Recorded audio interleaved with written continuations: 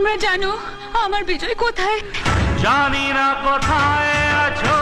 বন্ধুরা, একটি সময় ছিল যখন জিতের সাথী সিনেমা অথবা দেবের প্রেমের কাহিনী এইসব সিনেমা হলে আসলেই মাসের পর মাস রাজত্ব করত। আর এদিকে সাউথের কেজিএফ সিনেমা বাংলায় এসে 24 কোটি টাকা কামিয়ে নিয়ে যাচ্ছে। এদিকে আমাদের দেবের টনিক 6 কোটি, আর এদিকে জিতের চেঙ্গিস তো মাত্র 5.5 কোটি। 5টি মারাত্মক ভুলের কারণে বাংলা সিনেমাগুলোর এই অবস্থা হয়েছে। প্রথম কারণ হচ্ছে যে মিউজিক। আপনাদের কি মনে আছে জিতের সাথী সিনেমার কথা? তোমরা জানো আমার বিজয় কোথায়? জানি না কোথায় আছো। 2002 সালের দিকে সিনেমাটি রিলিজ হওয়ার আগে দর্শকরা এতটাই আগ্রহ দেখিয়েছে যে এই গানটার জন্য দর্শকরা সিনেমাটি দেখতে গিয়েছিল। সেই সময় জিত বলে কেউ ছিল না। জিতের হচ্ছে এটাই সর্বপ্রথম একটি সিনেমা। আপনারা হয়তো জানেনই না যে জিতের এই সাথী সিনেমাটার জন্য রাতারাত বাংলার সুপারস্টার হয়ে যায়। আর এছাড়া তো প্রসেনজিতের শ্বশুরবাড়ি জিন্দাবাদ, চোখ তুলে দেখো না কে এসেছে। এছাড়াও দেবের দ্বিতীয় সিনেমা আই লাভ ইউ।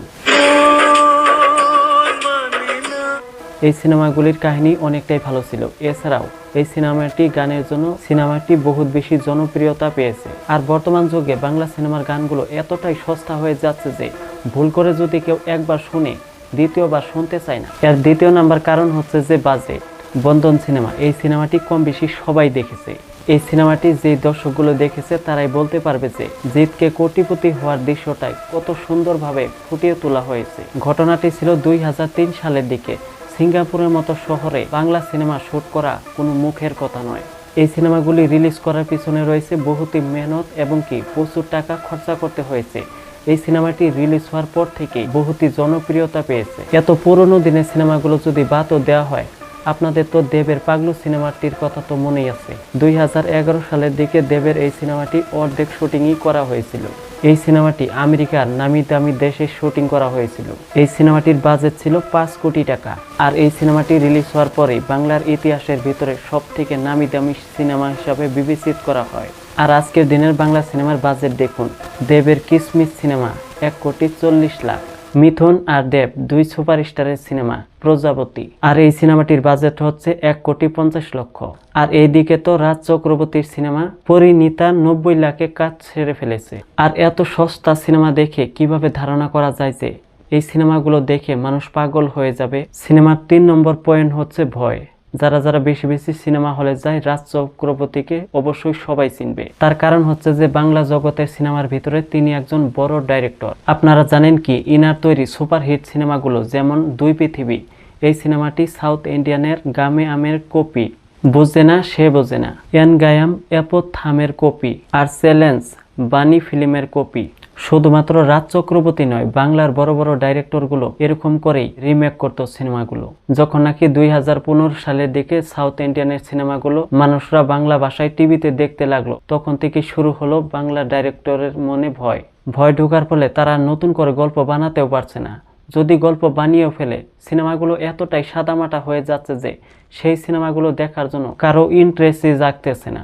এবার সিনেমার সব থেকে গুরুত্বপূর্ণ কথা জানতে পারবেন, রাজনীতি। আর এই কথা বলতে দ্বিধা নেই যে 5-6 বছরে বাংলা ইন্ডাস্ট্রির মুখ যেই রাজনীতির রঙে গায়ে মেখেছে, ভারতবর্ষের কোনো ইতিহাসের পাতায় এরকম ঘটনা ঘটেনি। এর ফলে এইসব অভিনেতারা একসঙ্গে একের পর এক হিট সিনেমা দিয়েছে। এখন তারা রাজনীতির ভিত্তিতে একদমই আলাদা হয়ে গিয়েছে। এছাড়াও দর্শকরা অপছন্দ সিনেমাগুলির নেতা নেত্রীদের সিনেমাগুলি হলে গিয়ে দেখতে একদমই পছন্দ করতেছে না, হাউসফুল আর হচ্ছে না। এবার শেষের পয়েন্টের দিকে আসি, মানুষ আসলে কি দেখতে চায়? জিও, ইউটিউব, নেটফ্লিক্স আসার পর থেকে হলে গিয়ে আর এইসব দেখতে ভালো লাগে না। কিন্তু এটা সত্যি নয়। কেজিএফ, পুষ্পা, পাঠানের মতো সিনেমাগুলি বাইরের থেকে বাংলা ভাষায় এসে 20 থেকে 30 কোটি টাকা কামিয়ে নিয়ে যেতে পারতো না। আসলে বাংলার মানুষ বাংলার নায়কের কাছ থেকে বাংলা সিনেমাগুলোই আশা করতেছে। যেমন দুই পৃথিবীর মতো সিনেমা, দেব এবং জিতের জমজমাট আর নতুন কাহিনী দেখার জন্য অপেক্ষা করতেছে। শাহরুখ খান, অক্ষয় কুমার 57-58 বছরে এসে যদি রোমান্টিক অ্যাকশন সিনেমাগুলো যদি দিতে পারে, তাহলে কেন প্রসেনজিৎ চ্যাটার্জি ইয়াং লুকে এসে সজনীর মতো সিনেমা উপহার দিতে পারবে না? ওইসব সিনেমাতে আবারও কামব্যাক করলে দর্শক দেখার জন্য পাগল হয়ে যাবে। দেব এবং কোয়েল মল্লিকের প্রেমের কাহিনীর মতো আবারও কোনো রোমান্টিক সিনেমা। এই বর্তমান যুগে ইয়াং জেনারেশনের দর্শকরা জিদের আওরা সিনেমার মতো আরও অ্যাকশন সিনেমা আশা করে। এখন কথা হচ্ছে যে বাংলা সিনেমাগুলো যদি আবারও ঝলমল করতে হয়, এখন কথা হচ্ছে যে বাংলা সিনেমাগুলো যদি ভালোভাবে কামব্যাক করতে হয়, তাহলে দর্শকের মন বুঝে সিনেমা করতে হবে। আপনাদের কি মতামত অবশ্যই কমেন্টে জানান। বন্ধুরা, ভিডিওটি যদি ভালো লেগেছে ভিডিওতে করে দেবেন একটি লাইক, চ্যানেলটি করে দেবেন সাবস্ক্রাইব।